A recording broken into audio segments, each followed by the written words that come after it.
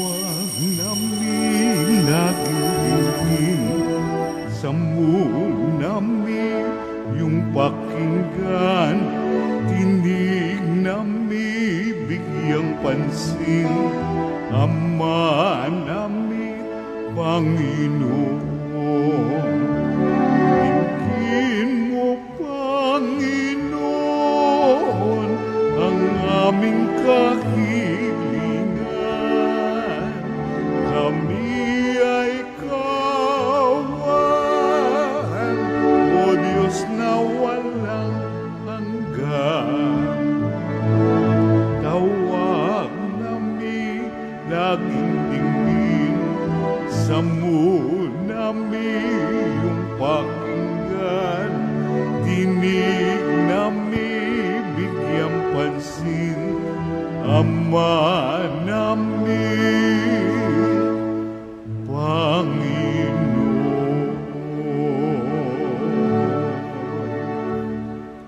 Sa ngalan ng Ama at ng Anak at ng Espiritu Santo. Amen. Ang pagpapala ng ating Panginoong Hesukristo, ang pag-ibig ng Diyos Ama at ang makikipagkaisa ng Espiritu Santo naway sumainyong lahat. At sumaiyo rin. Mga kapatid, aminin, tinipon tayo bilang mga kaanib ng angkan ng Diyos, kaya dumulog tayo sa maawaing Panginoong nagpapatawad ng lubos. Sinugong tagapagpagaling sa mga nagsisisi, Panginoon, kaawaan mo kami. Panginoon, kaawaan mo kami. Dumating na tagapag-anyayang mga makasalanay magsisi, Kristo, kaawaan mo kami. Kristo, kaawaan mo kami. Nakaluklok ka sa kanan ng Diyos Ama para ipamagitan kami. Panginoon, kaawaan mo kami. Panginoon, kaawaan mo kami. Kaawaan tayo na makapangyarihang Diyos, patawarin tayo sa ating mga kasalanan at patnubayan tayo sa buhay na walang hanggan. Amen. Manalangin tayo.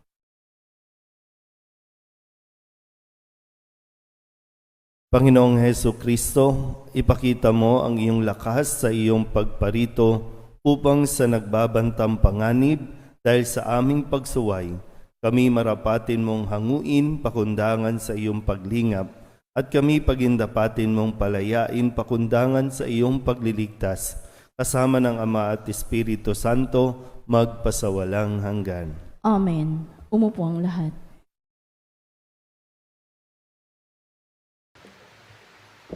Pagbasa mula sa aklat ni Propeta Isayas. Ito ang sinasabi ng Panginoon, hindi magluluwat. Ang kagubatan ay magiging bukirin, at ang bukirin ay magiging kagubatan.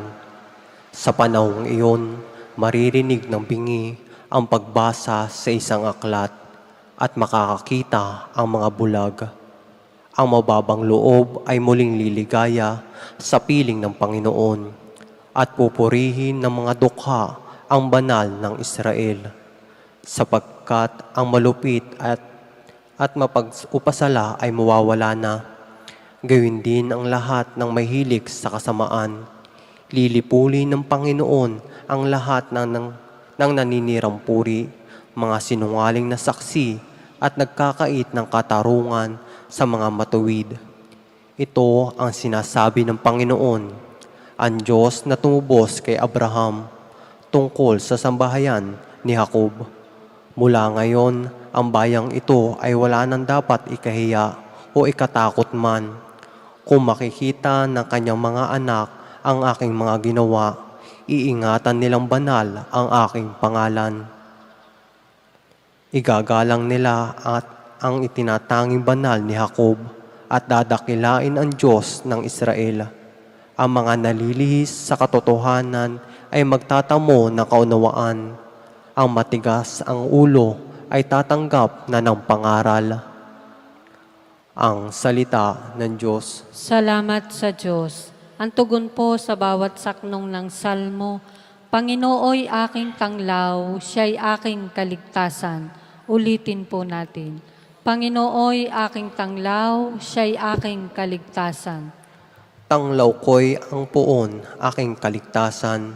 kaya walang takot ako kanino man. Sa mga panganib kanyang iingatan, kaya naman ako'y walang agam-agam. Panginooy aking tanglaw, siya'y aking kaligtasan. Isang bagay lamang ang aking mithiin, isang bagay itong sa puon hinihiling.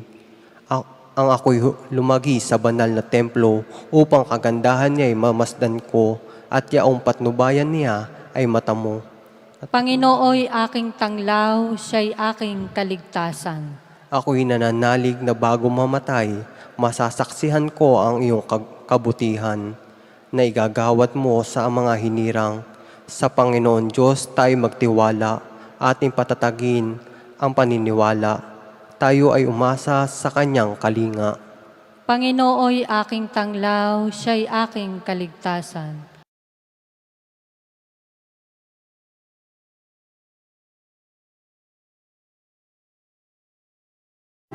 Wikain mo, oo nakikinig ako sa iyong mga salita. Hallelujah, Hallelujah, Hallelujah.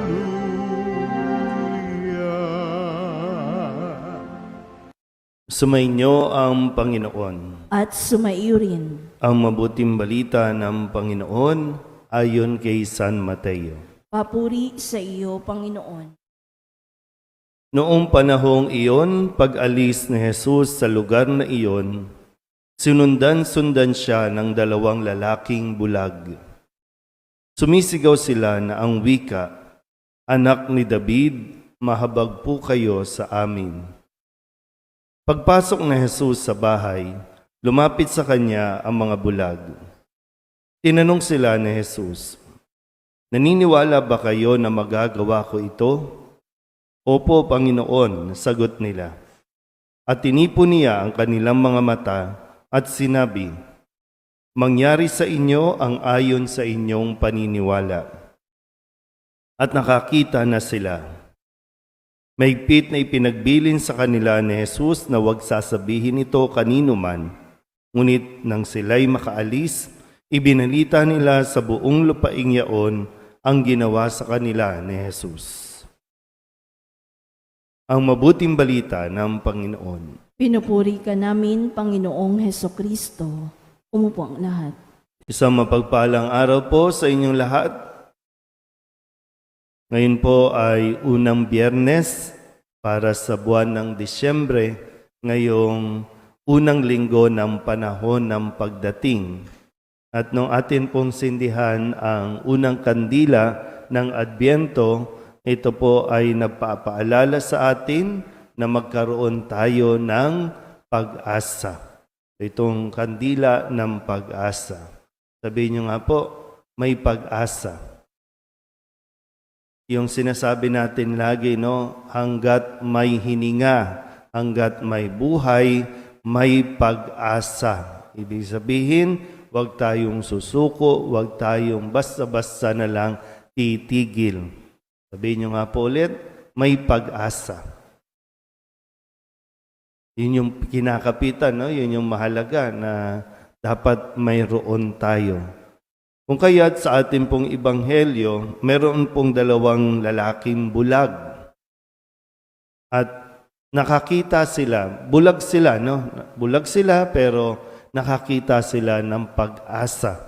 At nung makita nila ito, hindi na nila ito tinigilan. Sabi, sa pagkakapaliwanag ni San Mateo, tumisigaw sila. Nung paparating na si Jesus o nung dumarating si Jesus, dahil nga para mapansin sila, para makita sila o marinig sila ni Jesus, sa dami ng taong nagkukumpulan kay Jesus, kahit sumisigaw sila. Hanggang sa makarating sila sa loob ng bahay kung nasaan si Jesus.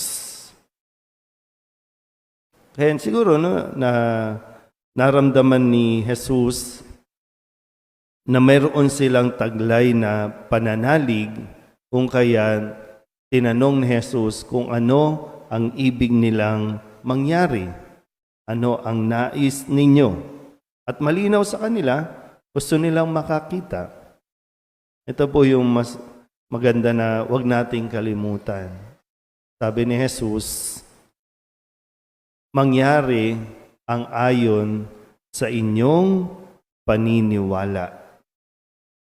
Ayon sa inyong paniniwala.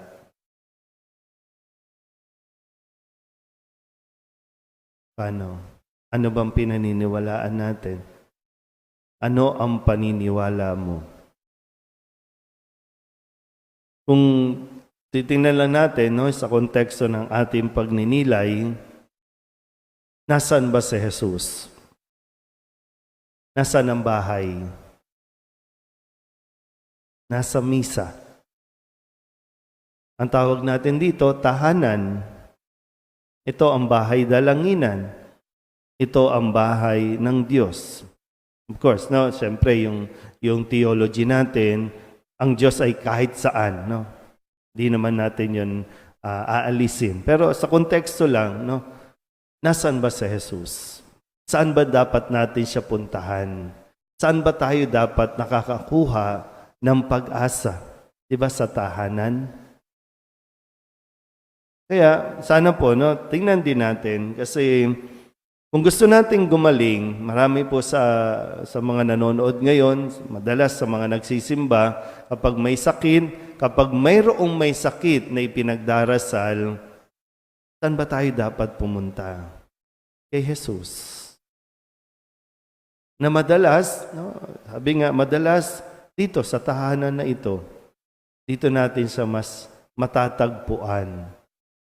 Kasi dito may katahimikan, dito mayroong kapanatagan. Pero yung malinaw din, nandito tayo hindi lang basta sa isang himala. Maganda yung sabi, mangyari ang ayon sa iyong paniniwala. So kung niisip mo, gagaling ka. Ang madalas kasi kapag nagdarasal naman tayo, may kasamang pagdududa. Kapag lumapit nga tayo para humingi ng tawad, sasabihin natin, hindi na tayo patatawarin. Yun yung paniniwala natin. Pero kailangan natin baguhin ang ating paniniwala. Baguhin ang ating disposisyon, ang ating pag-iisip.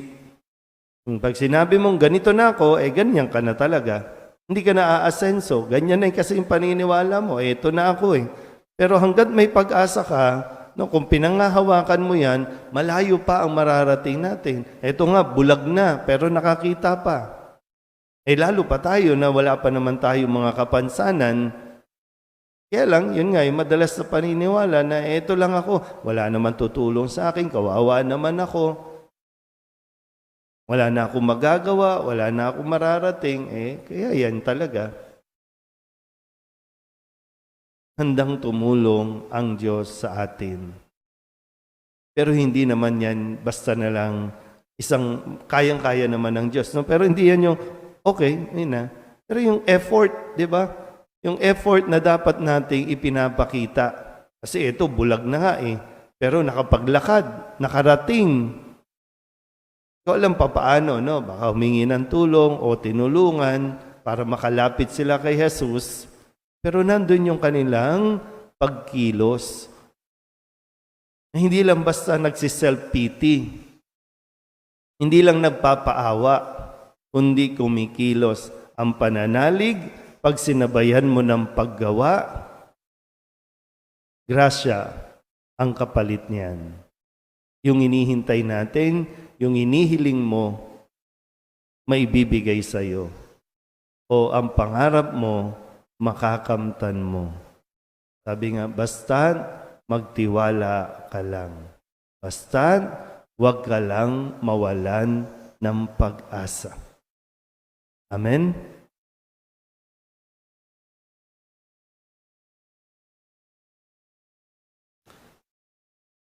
Hilingin natin sa Diyos Ama na buksan ang ating mga mata upang makita natin ang Kanyang daan at makasunod tayo ng buong puso sa Kanya. Ang ating pong itutugon, Panginoon, pagkalooban mo kami ng liwanag. Panginoon, pagkalooban mo kami ng liwanag.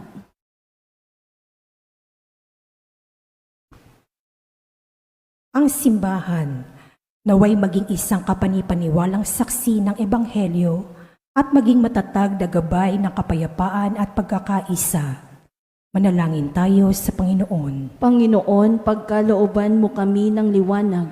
Ang mga nanunungkulan sa pamahalaan, naway maging mga lalaki at babae may prinsipyo at dangal. Manalangin tayo sa Panginoon. Panginoon, pagkalooban mo kami ng liwanag. Tulad ng 2 lalaking bulag, naway magkaroon tayo ng matatag na paniniwala kay Jesus at sumunod sa Kanya sa daan ng buhay. Manalangin tayo sa Panginoon. Panginoon, pagkalooban mo kami ng liwanag. Ang mga pinanlalabuan ng paningin, naway makapagtiis sa kanilang paghihirap at makatagpo ng lunas. Manalangin tayo sa Panginoon. Panginoon, pagkalooban mo kami ng liwanag. Ang mga namayapa nating kamag-anak at kaibigan, naway pagkalooban na liwanag na walang katapusan at walang hanggang kapahingahan. Manalangin tayo sa Panginoon. Panginoon, pagkalooban mo kami ng liwanag. Idulog din natin sa Panginoon ang ating mga personal na kahilingan at mga panalangin para sa ating mga pamilya. Kasama ang mga kahilingan ng mga nanonood sa online, lahat ng misang pasasalamat, natatanging kahilingan at lahat ng mga kaluluwa na inihiling na ipagdasal sa misang ito.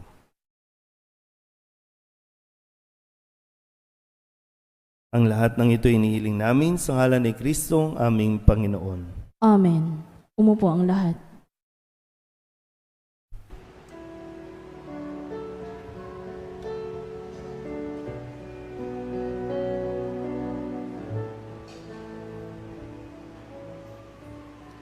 Panginoon, aming alay, itong alak at tinapay, bawang pangarap naming taglay sa palad mo ilalagay. Manalangin kayo mga kapatid upang paghahain natin ay kalugdan ng Diyos amang makapangyarihan. Tanggapin nawa ng Panginoon itong paghahain sa iyong mga kamay, sa kapurihan niya at karangalan sa ating kapakinabangan at sa buong sambayanan niyang banal. Ama naming lumikha, kalugdan mo ang aming mga panalangin at alay sa anumang kakulangan ng aming abang nakayanan. Naway ang pag-ibig mo ang magbigay kapupunan sa pamamagitan ni Jesucristo kasama ng Espiritu Santo magpasawalang hanggan. Amen. Sumainyo ang Panginoon. At sumaiyo rin. Itaas sa Diyos ang inyong puso at diwa. Itinaas na namin sa Panginoon. Pasalamatan natin ang Panginoong ating Diyos. Marapat na siya ay pasalamatan. Ama naming makapangyarihan, tunay ngang marapat na ikaw ay aming pasalamatan sa pamamagitan ni Jesucristo na aming Panginoon. Siya'y isinugo mo upang matupad ang iyong magandang balak para sa lahat. Hindi niya ikinahiyang mamuhay ng mahirap upang mapakisamahan niya kaming matapat. Siya'y naging hindi na iba sa amin upang maitampok niya kami sa iyong piling. Sa kanyang lantarang muling pagdating, ang pakikisama niya'y puspusang magniningning at ang pangako niyang kapanapanabik ay inaasahan naming lubos na makakamit. Kaya kaysa ng mga anghel na nagsisiawit ng papuri sa iyo nang walang humpay sa kalangitan, kami nagbubunyi sa iyong kadakilaan.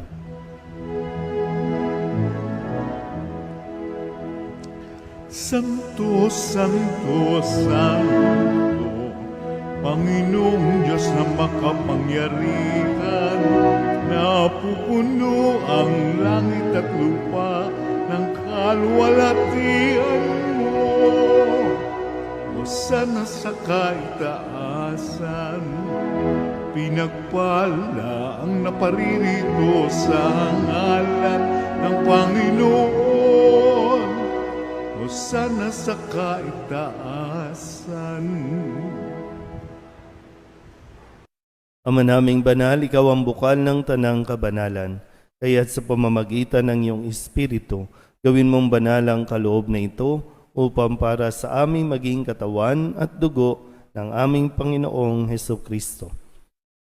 Bago niya pinagtiis ang kusang loob na maging handog, inawakan niya ang tinapay, pinasalamatan kaniya, pinaghati-hati ni iyon, iniabot sa kanyang mga alagad at sinabi, "Tanggapin ninyong lahat ito at kanin, ito ang aking katawan na ihahandog para sa inyo."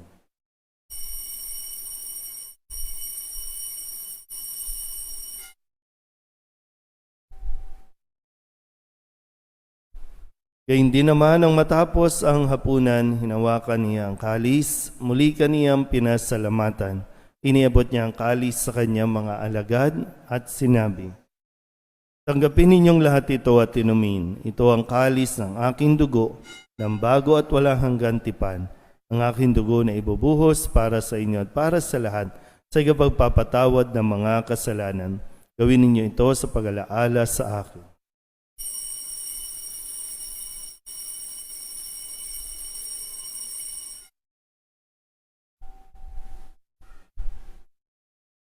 Ipagbunyi natin ang misteryo ng pananampalataya. Si Kristo'y namatay, si Kristo'y nabuhay, si Kristo'y babalik sa wakas ng panahon. Ama, ginagawa namin ngayon ang pag-alaala sa pagkamatay at muling pagkabuhay ng iyong anak, kaya tiniaalay namin sa iyo ang tinapay na nagbibigay buhay at ang kalis na nagkakaloob ng kaligtasan. Kami nagpapasalamat dahil kami iyong minarapat na tumayo sa harap mo para maglingkod sa iyo. Isinasamo namin kami magsasalo-salo sa katawan at dugo ni Kristo ay mabuklod sa pagkakaisa sa pamamagitan ng Espiritu Santo. Ama, lingapin mo ang iyong simbahang laganap sa buong daigdig. Puspusin mo kami sa pag-ibig kay San Francisco na aming Papa at ni Jose na aming Obispo at ng Tanang Kaparian. Alalahanin mo rin ang mga kapatid naming nahimlay na may pag-asang sila'y muling mabubuhay, gayon din ang lahat ng mga pumanaw. Kawaan mo sila at patuloyin sa iyong kaliwanagan. Kawaan mo at pagindapating kaming lahat na makasalo sa iyong buhay na walang wakas. Kaysa ng mahal na Birhen Maria na ina ng Diyos, ng kabiyak ng puso niyang si San Jose. Kaysa ng mga apostol at ng lahat ng mga banal na namuhay dito sa daigdig ng kalugod-lugod sa iyo, may pagdiwang nawa namin ang pagpupuri sa ikararangal mo sa pamamagitan ng iyong anak na aming Panginoong Heso Kristo. Sa pamamagitan ni Kristo, kasama niya at sa Kanya, ang lahat ng parangal at papuri ay sa iyo, Diyos amang makapangyarihan, kasama ng Espiritu Santo, magpasawalang hanggan. Amen.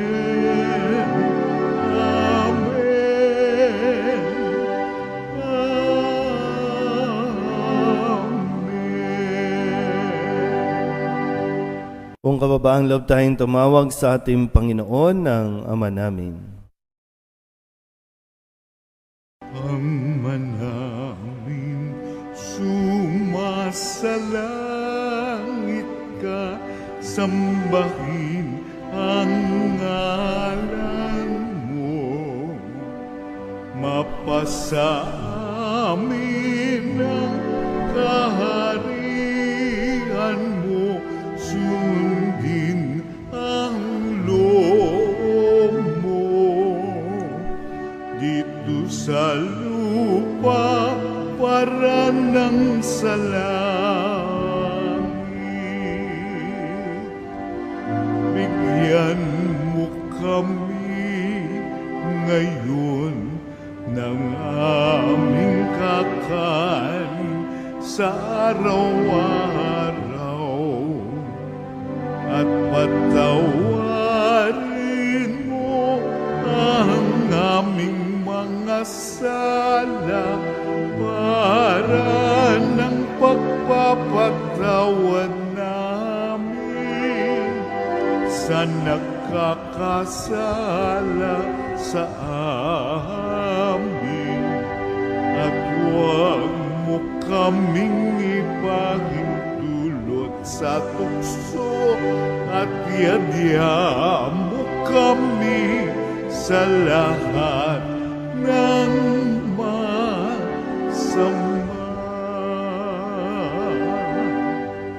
Inihiling namin kami iadya sa lahat ng masama, pagkalooban ng kapayapaan araw-araw, iligtas sa kasalanan at ilayo sa lahat ng kapahamakan, samantalang aming pinananabikan ang dakilang araw ng pagpapahayag ng tagapagligtas naming si Hesu Kristo. Sapagkat iyo ang kaharian at ang kapangyarihan at ang kapurihan magpakailanman. Amen. Panginoong Hesu Kristo, sinabi mo sa iyong mga apostol, kapayapaan ang iniiwan ko sa inyo, ang aking kapayapaan ang binibigay ko sa inyo.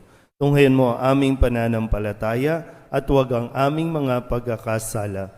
Pagkalooban mo kami na kapayapaan at pagkakaisa ayon sa iyong kalooban, kasama ng Espiritu Santo, magpasawalang hanggan. Amen. Ang kapayapaan ng Panginoon ay laging sumainyo.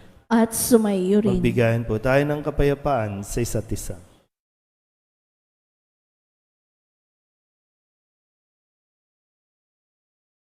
Kordero ng Diyos na nag-aalis ng mga kasalanan ng sanlibutan, maawa ka sa amin. Kordero ng Diyos na nag-aalis ng mga kasalanan ng sanlibutan, maawa ka sa amin. Kordero ng Diyos na nag-aalis ng mga kasalanan ng sanlibutan, ipagkaloob mo sa amin ang kapayapaan. Lumuhod ang lahat.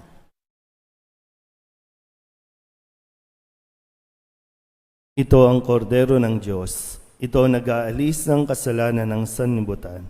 Mapalad ang mga inaaniyahan sa kanyang piging. Panginoon, hindi ako karapat-dapat na magpatuloy sa iyo, ngunit sa isang salita mo lamang ay magaling na ako.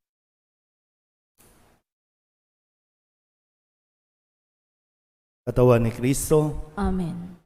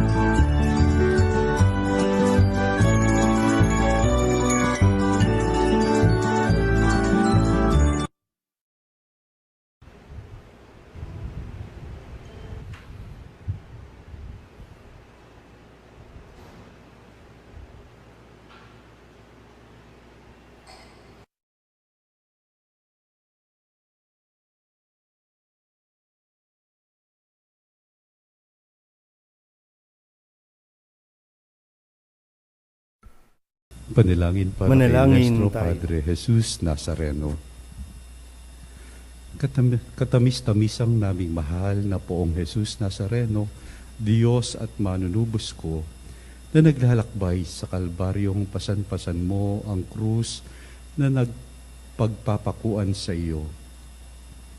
Akong abang makasalanan na naging dahilan ng iyong di masayod na hirap ay nagpupuri sa iyo at nagpapasalamat na bilang maamong kordero ay buong hinahong tinanggap mo sa ibabaw ng iyong balikat ang kahoy ng iyong kamatayan, upang doon mawakasan ang aking mga kasalanan at ng sandaigdigan.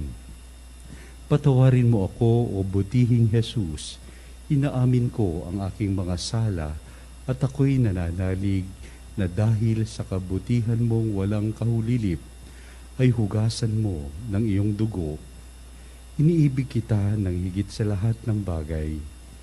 Ipinangangako na ako'y magiging matapat hanggang sa oras ng aking kamatayan. Patnubayan mo ako, Diyos ko, ng iyong biyaya at ihatid mo ako sa landas ng iyong mga utos. Diyan sa iyong langit na kaharian, siya nawa.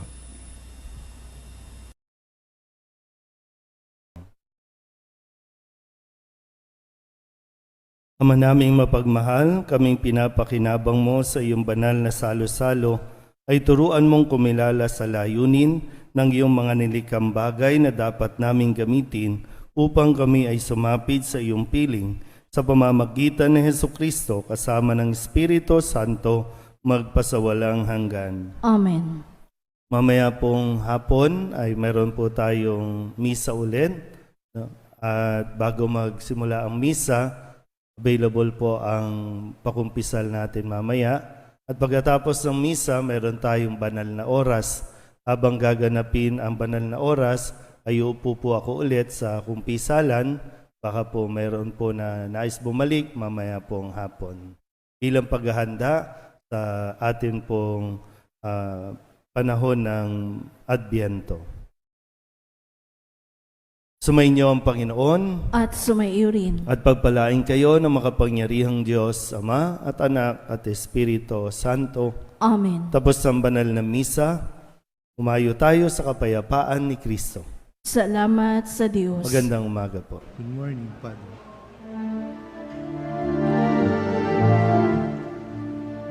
Kung pag-asa tayo'y maghihintay sa ating Diyos na may pagliligtas at kay Jesus na siyang tanging gabay ng mga taong humahanap ng landas. Ayo't hanapin ating kaligtasan, tanging kay Jesus ay matatag. Tuhan ang panahong ito dapat paghandaan sa pagsalubong kay Jesus kahit kailan. Kung pag-asa tayo'y maghihintay sa ating Diyos na may pagliligtas at kay Jesus na siyang tanging gabay